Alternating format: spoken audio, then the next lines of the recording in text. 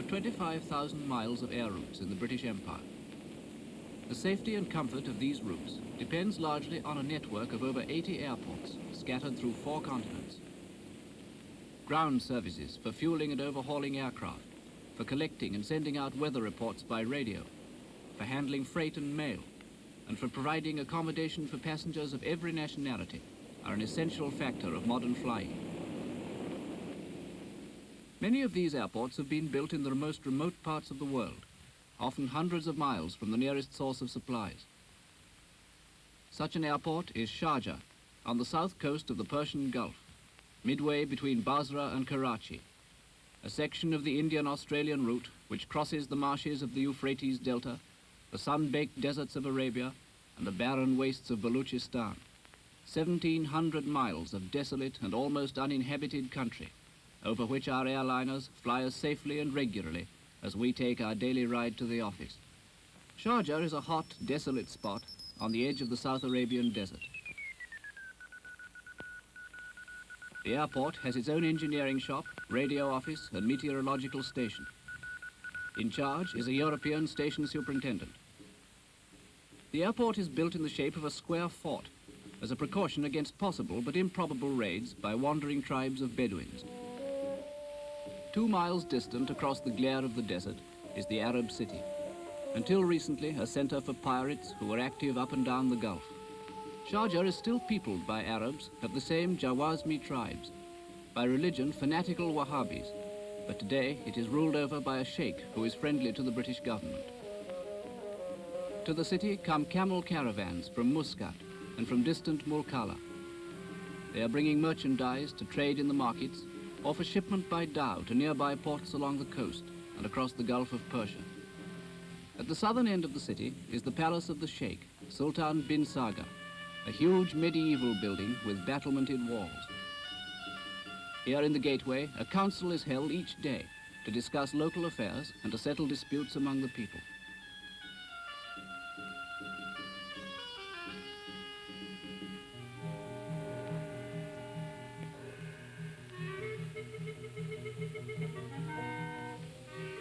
The city has a population of some 15,000 Arabs, with a sprinkling of Indian and Persian merchants. Until recently, gun running and slave dealing with Africa were a profitable business. Today, the chief labor of the people is boat building and pearl fishing.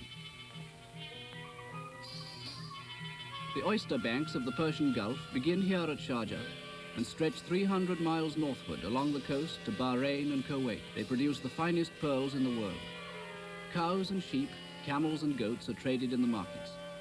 In the crowded and dark bazaars, lentils, coffee and rice and dried eggs stained with cochineal are bought and sold.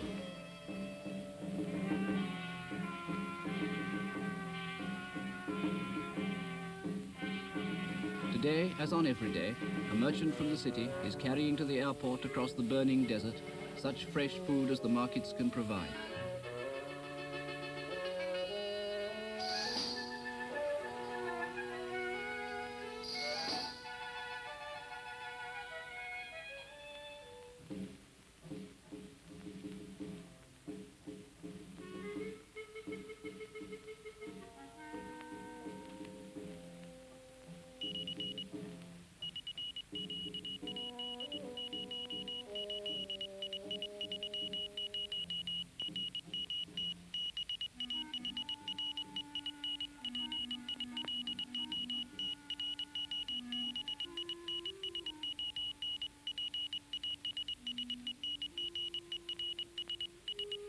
आज तुम क्या ले हो?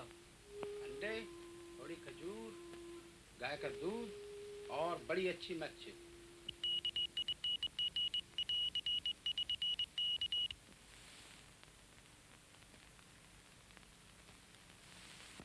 Hannah left Barry at 8:30 GMT, Captain Robinson in charge. With today's wind, she should be here about 5:30. If she's at all late, Mr. Smith, we'll need flares and floodlights for night landing. Will you please have them ready? Yeah, I'll see that's done. And Wilcoxon, would you ask the aircraft for the names of the passengers? Okay. Abbas Khan.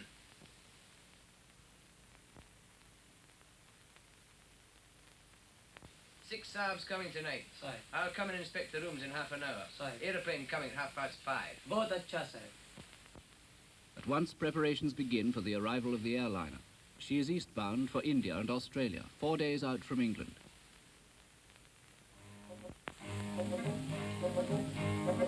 Provisions are brought from the storehouse to supplement local supplies.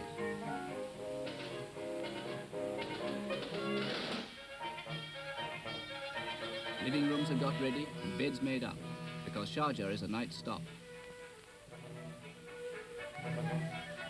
All through the hot afternoon, donkeys bring cans of water from a well in the desert to fill the tank in the courtyard of the fort. Water to provide baths for the passengers and crew.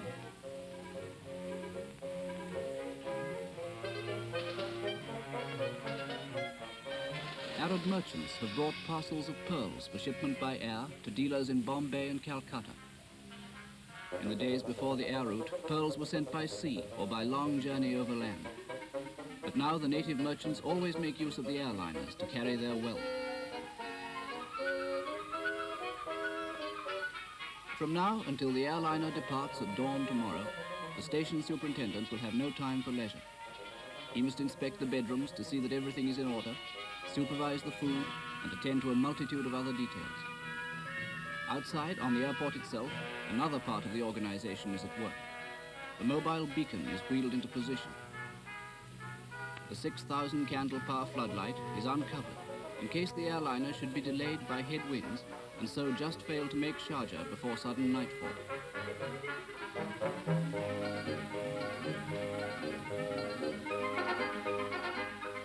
Mobile petrol pumps are got ready so that the refueling of the airliner's tanks can begin the moment she lands. The radio office in the fort keeps in constant touch with the airliner as she approaches down the Gulf. Met! Surface wind and barometric pressure, please. Right. Surface wind northwest 8 miles. Barometric pressure 1014.2 millibars. Wind northwest 8, pressure 1014.2. Thanks. In the cool of the evening, half an hour before sundown, everything at the airport is ready for the machine. The Persian petrol boys passed the last few minutes with a game of cards. But their ears are alert for the aerodrome bell, which is the signal that the airliner has been sighted.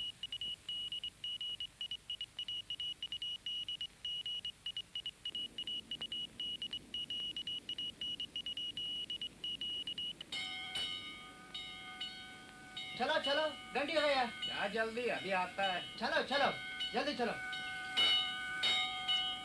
The Arab guard provided by the Sheikh turns out to open the gates of the compound.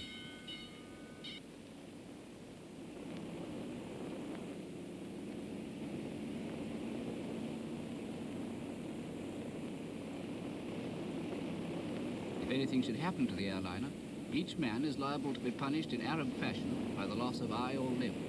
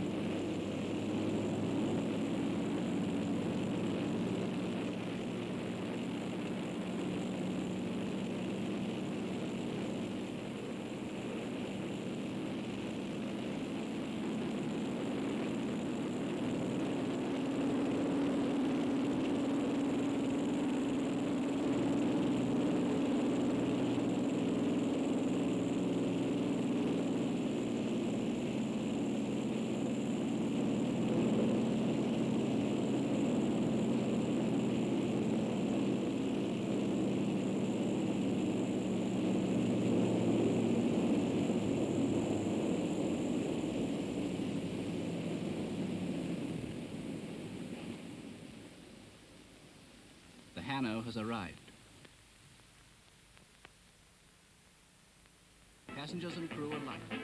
They gossip of the day's run, of things and places seen on the way. This morning they were in Baghdad, yesterday in Alexandria. The coronation was marvelous. At the Palladium there's a new crazy show. The craziest one ever. The most ghastly epidemic of flu.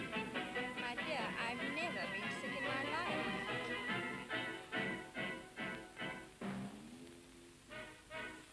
To those who live at the airport, they bring news of home 4,000 miles away. But but only 4 days distant by air. Warborough was in the club the night before I left. He asked to be remembered to you all. He's in fine fettle, whacking the old ball further and straighter than ever. Each passenger is shown his room and handed a card giving the time of tomorrow's departure, the places at which stops will be made for meals, and all other details of the day's flight. While those in the fort are preparing to eat and sleep, the engineers out on the desert aerodrome are beginning to overhaul the airliner. Through the gathering dusk and far into the night, the work of testing the engines and checking the controls goes on. The first stage of tomorrow's flight is a 450-mile hop across empty desert and shark-ridden seas.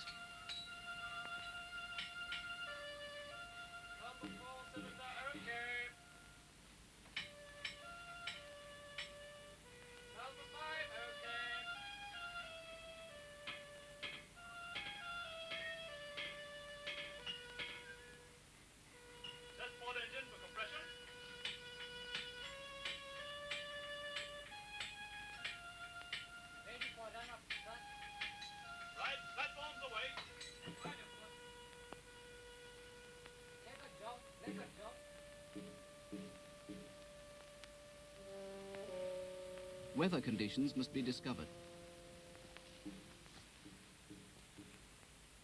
A balloon is released from the roof of the meteorological station.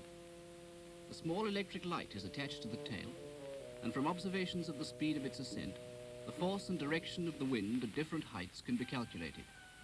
Information of the greatest importance to the pilots on tomorrow's run.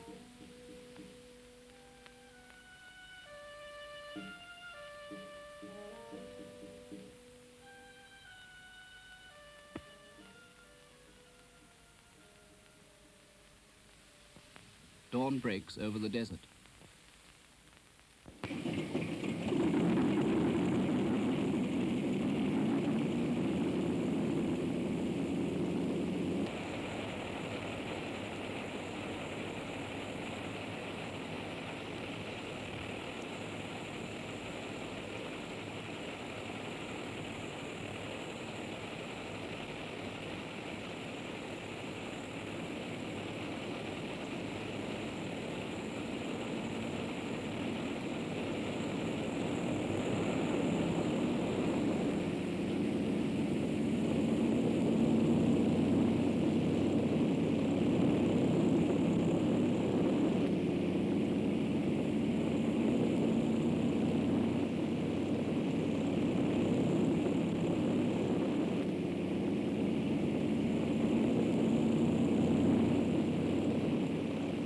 Sharjah Airport slips into the past, away over the old barriers of the earth, over desert and sea, city and village and continent. Yesterday, the blue waters of the Mediterranean. Tomorrow, the mighty rivers of India, conquering space and time, bringing into closer touch the people and nations of the world, made possible by the speed and reliability of great airliners and by the efficiency of an ever-widening organization on the ground.